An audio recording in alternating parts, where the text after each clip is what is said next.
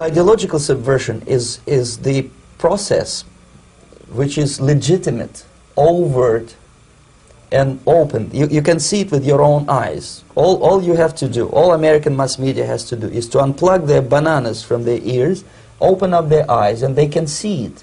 There is no mystery. There is nothing to do with espionage. According to my opinion, and opinion of many defectors of my caliber, only about 15% of time, money, and manpower is spent on espionage as such. The other 85% is a slow process which we call either ideological subversion or active measures, активные мероприятия in the language of the KGB, or psychological warfare. What it basically means is to change the perception of reality of every American to such an extent that despite of the abundance of information, no one is able to come to sensible conclusions in the interests of defending themselves, their families, their community, and their country.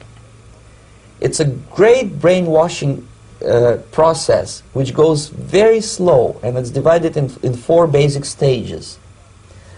The first one being demoralization. It takes from 15 to 20 years to demoralize a nation. Why that many years? Because this is the minimum number of years which requires to educate one generation of students in the country of your enemy, exposed to the ideology of the enemy. The result you can see. Most of the people who graduated in the 60s, dropouts or half-baked intellectuals, are now occupying the positions of power in the government, civil service, business, mass media, educational system. You are stuck with them. You cannot get rid of them. They are contaminated. They are programmed to think and react to certain stimuli in a certain pattern.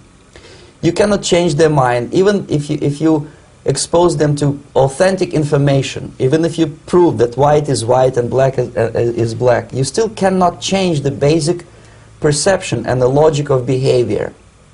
In other words, these people, the process of demoralization is complete and irreversible.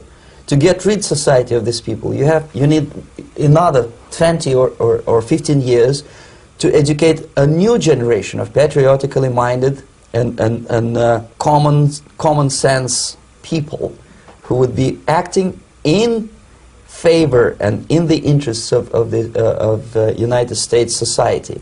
And yet these people who've been programmed and, as you say, in place, and yes, who are favorable to an opening with the Soviet concept, these are the very people who would be marked for extermination in this country? Most of them, yes.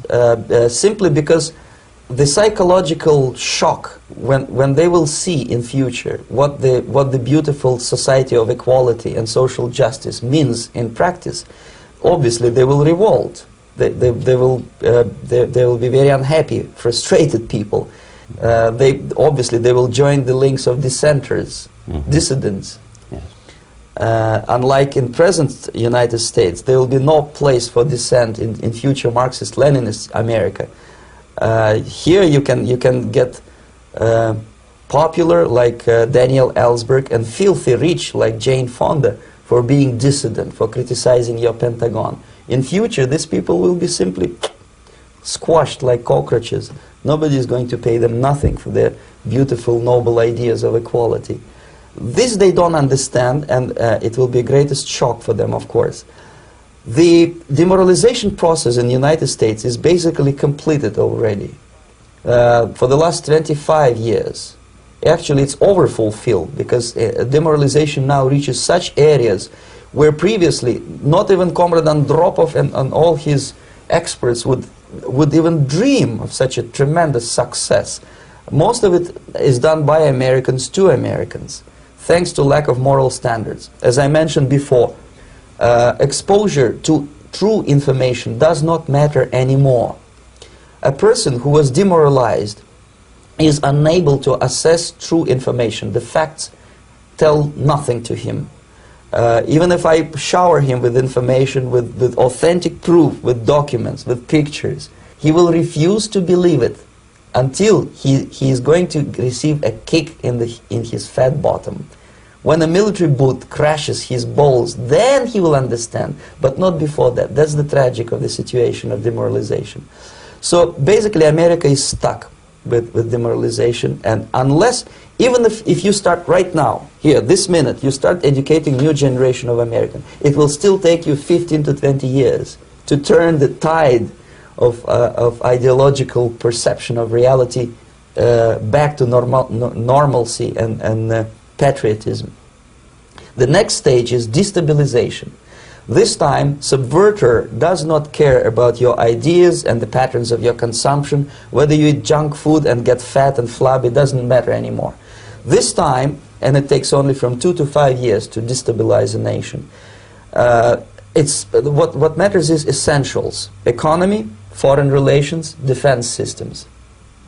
The next stage, of course, is crisis. It may take only up to 6 weeks to bring a country to the verge of crisis. You can see it in Central America now. And after crisis, with a violent change of power, structure, and economy, you have so-called the period of normalization. It may last indefinitely.